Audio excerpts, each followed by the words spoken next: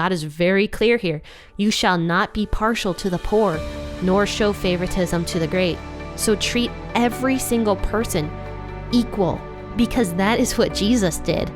Jesus completely showed neutral equality to all human beings, A, when he died on the cross, and B, during his entire ministry on earth. He was like super impartial towards everybody, even to the Pharisees. He witnessed to the Pharisees. He loved the Pharisees. I mean, I think I even have an episode called Jesus Loved the Pharisees.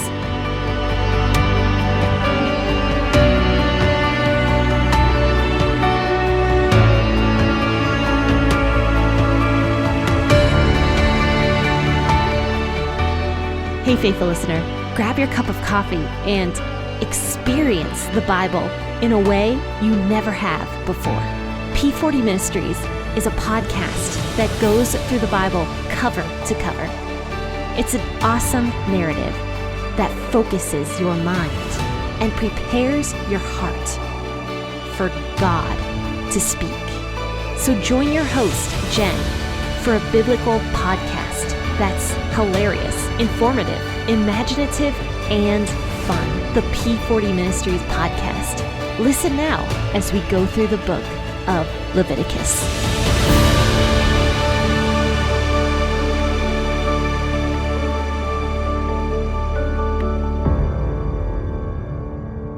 Happy Hump Day, guys. It's Wednesday, and we are going to be discussing Leviticus today because it's Wednesday.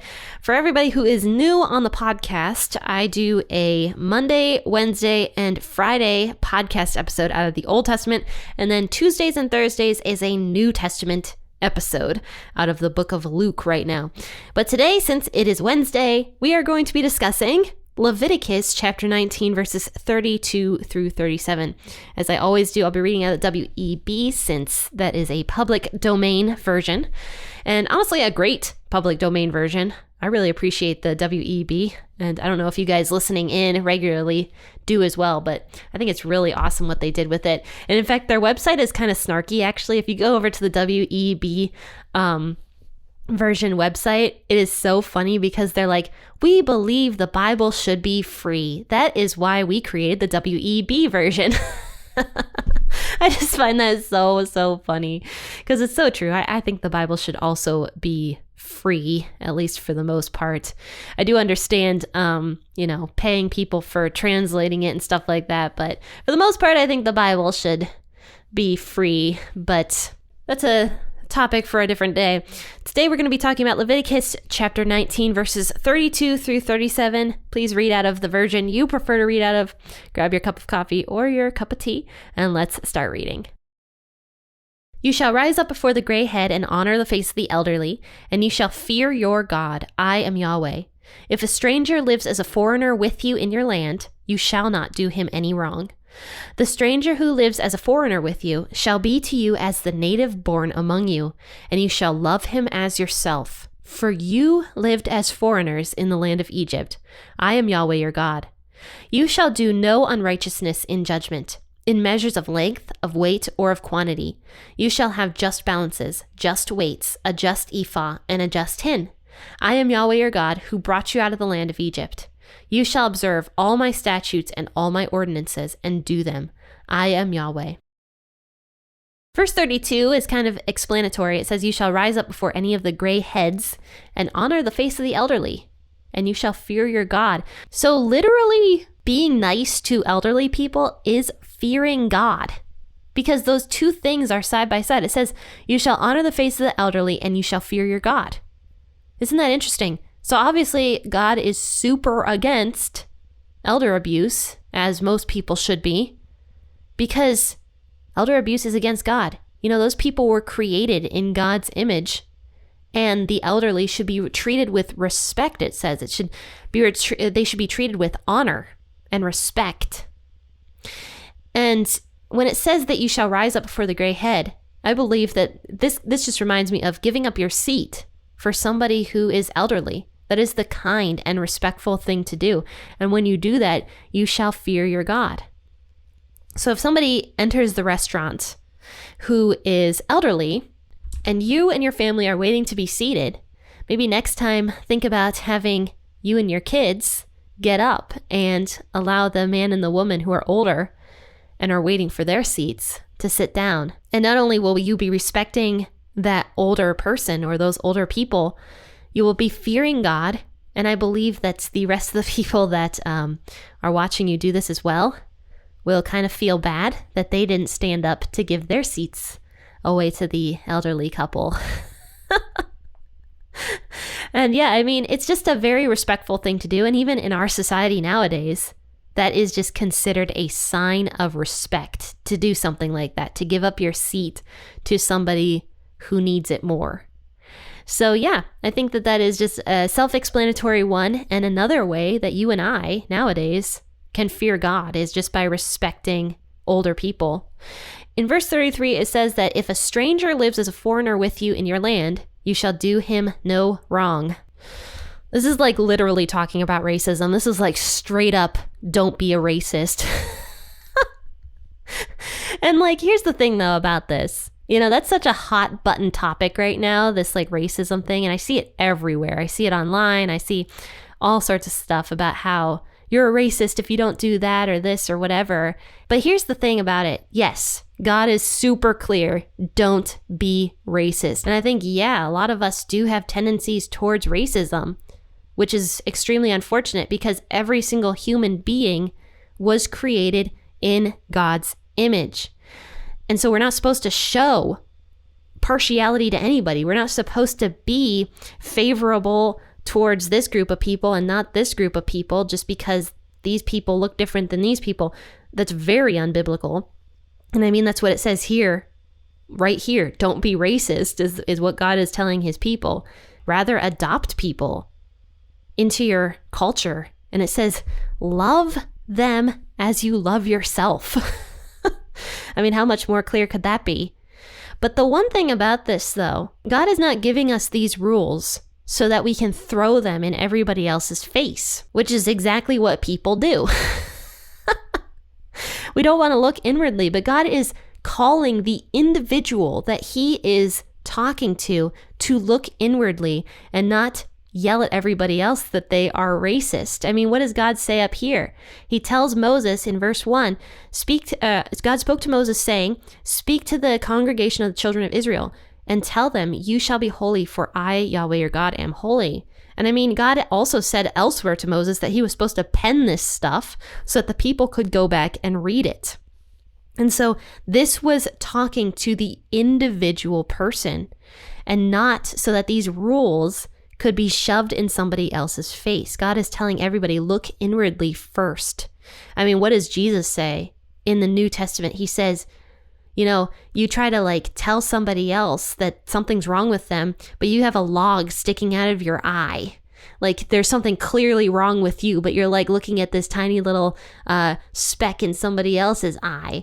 And he's like, remove the log from your eye first, because clearly that's letting you not see clearly, and there's something seriously wrong with you if you have a log sticking out of your face.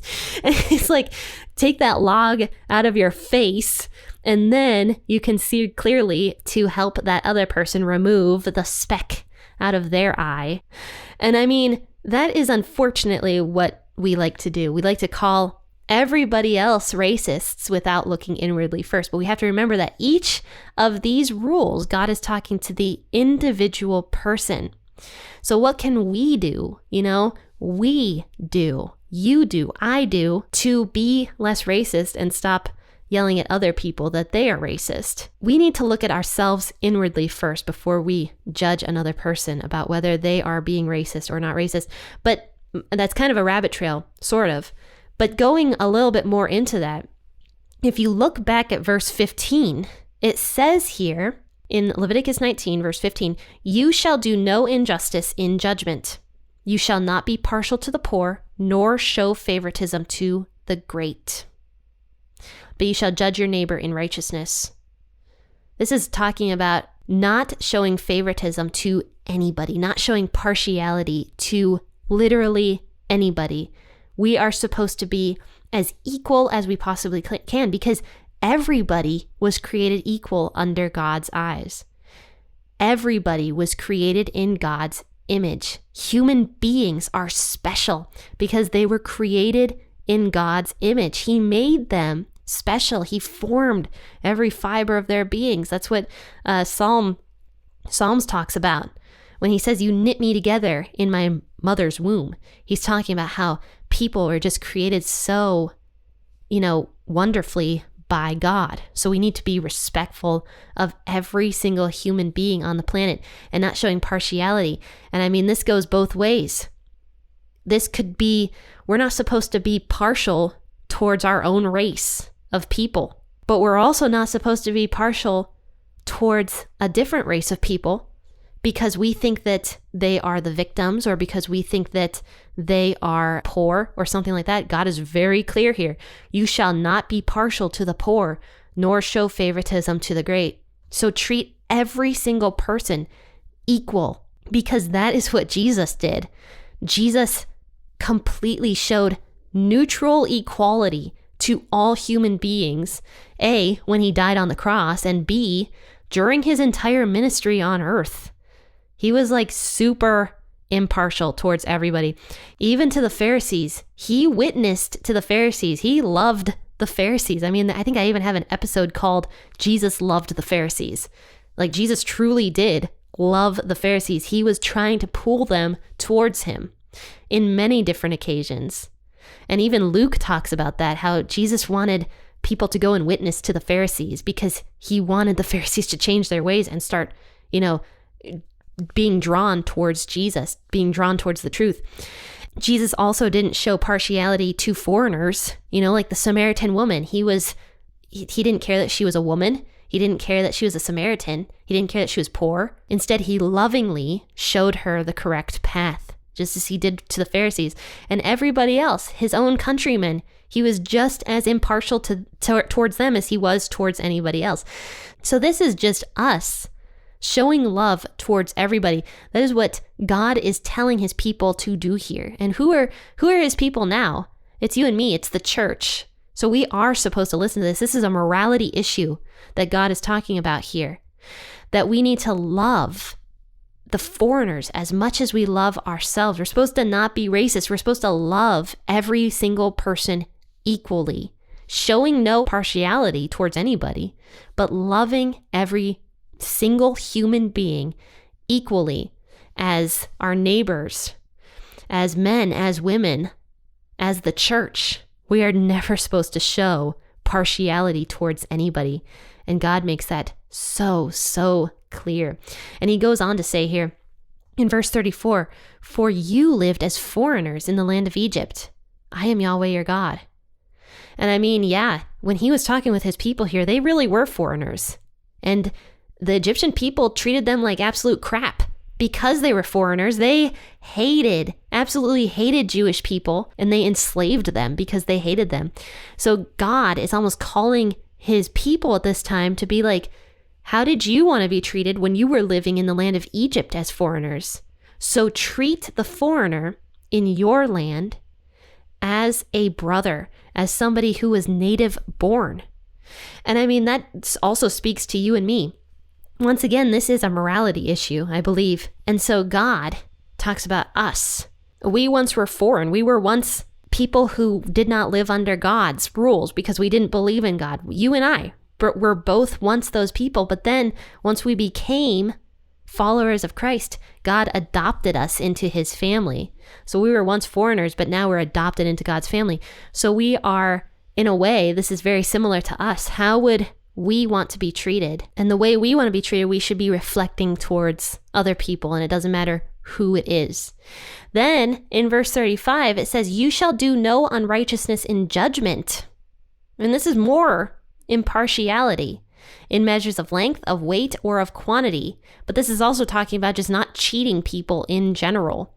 It says, you shall have just balances, just weights, a just ephah. And these are all old-fashioned terms of just making sure that we are not like cheating people out of what we owe them. Or if we are doing like a service for people, not cheating them. I was in the service industry for years. And let me just tell you, there is not everybody, and in fact, probably not most salon stylists that I know of, But every once in a while, there was like this new gimmick that would come out, and it would be like, this is the brand new, super awesome thing that you need for your hair. And oh my gosh, it was so stupid because they were just selling people gimmicks. And I remember like looking at these things in the magazines and stuff, and I'm just like, this is dumb. Like, this stuff is not going to work. And like, you're charging people an arm and a leg for this service that is not helping anything. And I mean, that's just in the salon industry, but it happens all over the place in all sorts of different industries. When my husband and I moved, we moved literally down the street from my old house. Like, I pass my old house pretty much every single day if I have to go somewhere. I always pass it. And so my old house was down the street, and we had propane at the old house, and we have propane now at the new house. So we had done a pre-buy for this company, and that means we pre-purchased about 1,000 gallons of propane. And so we called the company because we were about to run out of propane at the new house. And so we called the company and we said, oh, well, we want to transfer the old house over to the new house. They charged us, even though we had already purchased that propane, they charged us an extra $300 to move it down the street. And there was nothing we could do about it. We had to pay it, otherwise we would never ever get that propane that we had already purchased. And to me, that was absolutely unjust, and I don't understand how that could possibly be fair. And so my husband and I complained, but there was nothing we could do. We had to purchase that extra, whatever it was, for them to cart the propane a minute down the street to our new house.